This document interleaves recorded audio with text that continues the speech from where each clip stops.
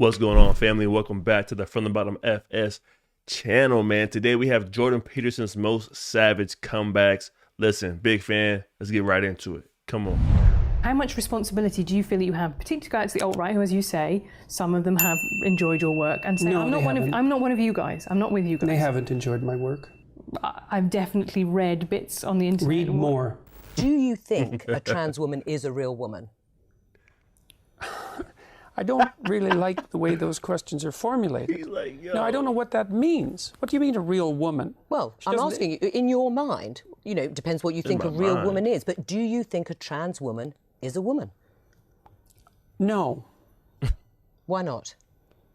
because I think that women are capable, generally speaking, of having babies, and they have female genitalia, and they have an XX chromosome, and I think the biological markers are relevant. I'm interested in people being able to have different choices and having equality of outcome. Aha, well, so the overwhelming proportion of people who are in prisons are male. Now, do you want to equalize that, just out of curiosity? What about bricklayers? They're 99% male. And we've got about 3/4 of the population now in universities in the humanities and social sciences are female. Yeah. Are we going to equalize that? And men work longer hours. They work more dangerous jobs. They're more likely to move. They're more likely to work outside. They're more likely to participate in jobs in the STEM fields that are scalable. They make more money for those reasons. And that's all hidden under the idea that the reason that men and women make different amounts of money is because of their gender. It's a very simplistic analysis. Why? So right there, he kind of just basically broke down like the faults with the whole argument of the gender pay gap and how it's not really a real thing. Within that, it's kind of like, you know, women want all of the benefits of, I guess, of what men quote unquote get, but none of the responsibilities of what you have to actually do to get where you want to go and to make what you want to make. All right, so let's get back into it. Come on. Make different amounts of money is because of their gender. It's a very simplistic analysis. Why are you against the use of alternate pronouns? I'm against the use of legislation to determine what words that myself and other people are required to utter. But would you use alternate pronouns if a student asked you to? I think I've made my position on that clear already. Well, perhaps not to our audience at home who are just being introduced to this. Would you use alternate pronouns? And why not? Because I don't believe that other people have the right to determine what language I use, especially when it's backed by punitive legislation. And when the words that are being required are the constructions, they're artificial constructions of people I regard as radical ideologues whose viewpoint I do not share. Until women got full legal rights, they could own property for themselves, they could work. Essentially, they were owned. They were first owned by their fathers and then by their husbands. Status to the domination by men. Yeah. You already said that you thought that what emancipated women primarily in the 20th century was technological revolution. No, not primarily, but that's one of two. I think that's two things. Not primarily, eh? No, I don't think the pill was a primary force in the emancipation of women. I think or it the was... invention of tampons, let's say, or the provision of proper sanitary facilities, toilets, and that sort of thing. You're thinking instead it was the action of courageous feminists in the 1920s that produced a social revolution that overthrew the patriarchy. That's your theory. Yeah, I think that's a foolish theory.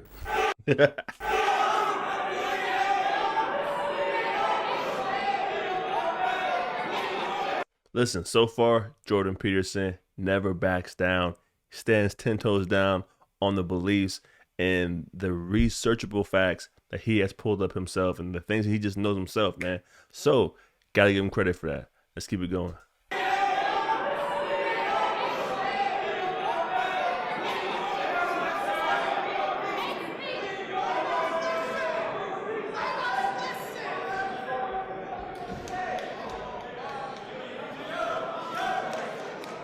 That's pure narcissism at work, by the way. What are they spraying, though? That's crazy.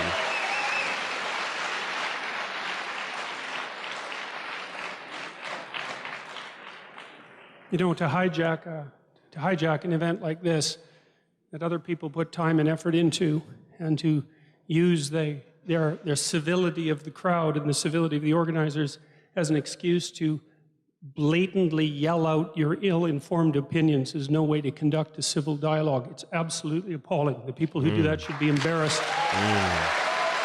My idea of the patriarchy is a system of male dominance of society. Yeah, but that's not my sense of the patriarchy. So what's yours? Well, in what sense is our society male-dominated? The fact that the vast majority of wealth is owned by men, the vast majority of capital is owned by men. Women do more unpaid labour. Very tiny proportion of men, and a huge proportion of people who are seriously disaffected are men. Most people in prison are men. Most people who are on the street are men. Most victims of violent crime are men. Most people who commit suicide are men. Most people who die in wars are men. People who do worse in school are men.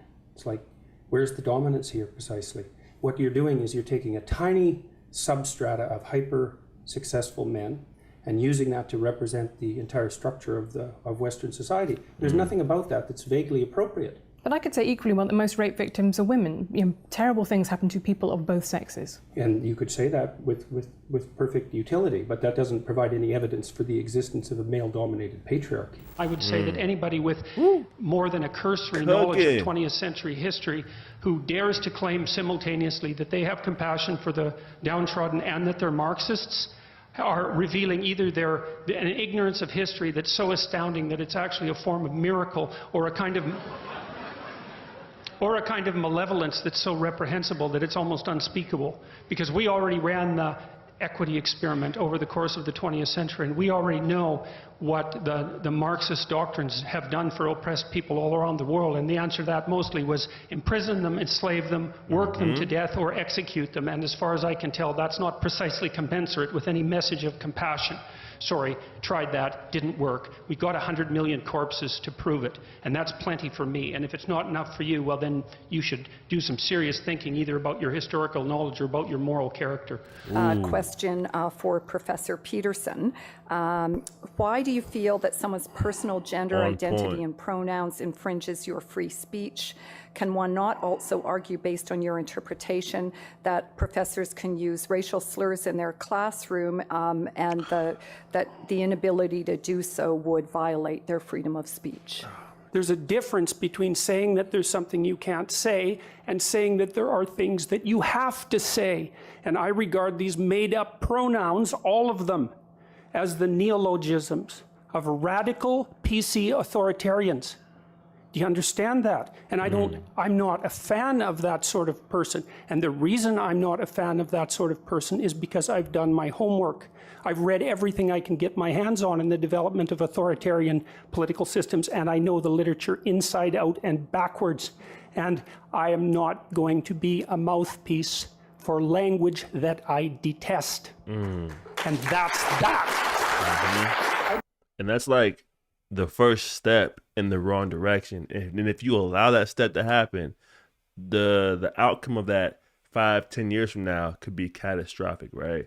If you allow people to tell you, force you legally, I guess, to say certain words or address them a certain way, that goes against everything we stand for as a country, man. The freedom of speech and just the correct way of, just grammar and dialogue, right? You can't let any group tell you, what you have to say and how you got to change up what you got going on to make them feel more comfortable. It doesn't make any sense, man. That'd be a huge step in the wrong direction. Let's keep it going. This whole patriarchy thing, I think you have no idea how pernicious and dangerous it is. Well, no, I don't. I really don't. Go on.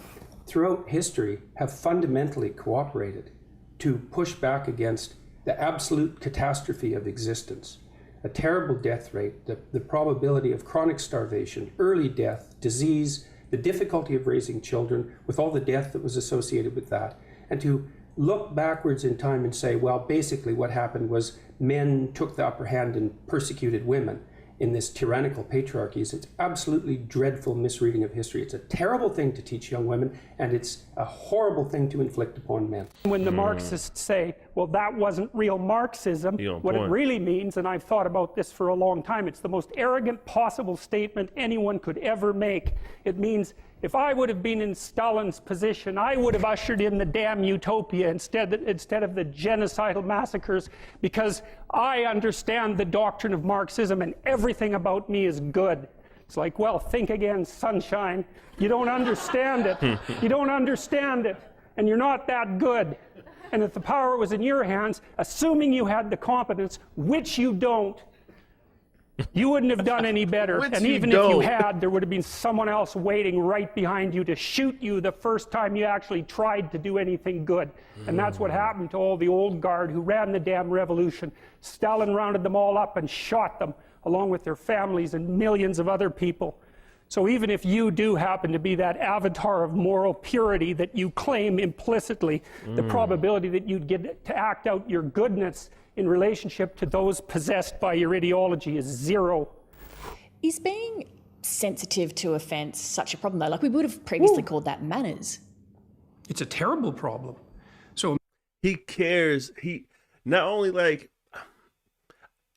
with Jordan Peterson, he don't just have a say in a lot of arguments just to be having a say in them.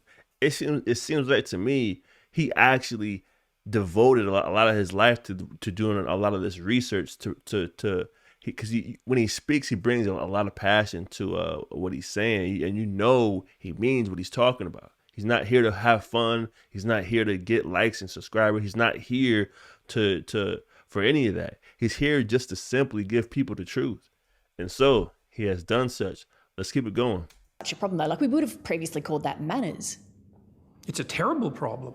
So imagine you, okay, so the rule is you can't offend anyone, all right? Let's say you're speaking to one person, I can't offend you. All right, fair enough. What if I'm speaking to 10 people?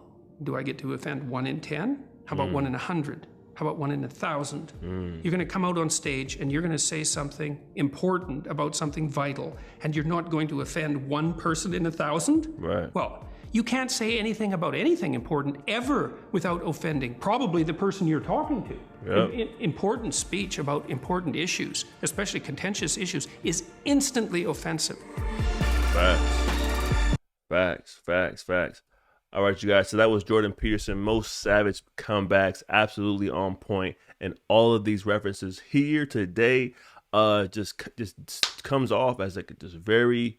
He's just passionate dude who really wants to make a real difference and really just wants to give the information out to the people that want to listen to it, right? And we've seen throughout his career, people try to blemish him and cast him in a negative, in a dark light. But thankfully he's fought through that, and he is continuing his speeches to this day and his dialogue. So make sure you guys comment down below, like and subscribe to this content, and until next time, man, y'all be safe out there. Peace.